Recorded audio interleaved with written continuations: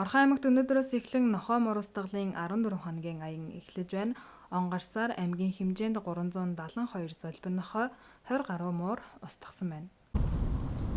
За Орхон аймгийн Баян Өндөр сум хотгочуулах газар цагдаагийн газартай хамтран нохой устгалын аян зарлж байна. Аюулгүй хот золбин нохой муурын устгалын 14 хоногийн аяныг өнөөдрөөс зарлж байна. 28-ны өдрийг эрчимжүүлсэн байдлаар нохой муур устгалын ажлыг зохион байгуулна.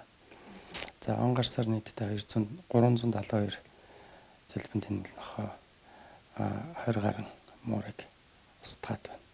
За нохой устгалын хувьд болохоор иргэдийн маань хувьд Баян Өндөр сумаас баталсан иргэдийн төлөөлөгчтэй хурлын журмын дагуу өглөөний 6 цагаас оройн 10 цаг хүртэл уяах шаардлагатай хашаанда оройн 10 цагаас өглөөний 6 цаг хүртэл хашаанаас гарахгүй байх үүргийг хүлээх ёстой.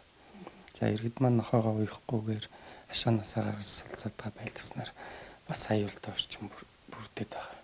За уяахгүй байгаа айл өрхийн хувьд болохоор цагдаагийн газраас болон багаас зөрчлийн тухай хуулиар арга хэмжээ авагдахар байж байгаа.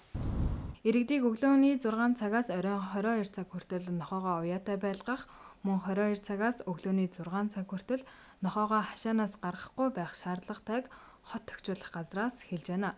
Хэрэв тус тодорхой заасан хугацаанаас гадна нохой муураас сул тавьбал зөрчлийн тухай хуулиар торгуул ногдуулж арга хэмжээ авна гэдгийг хэлж байна.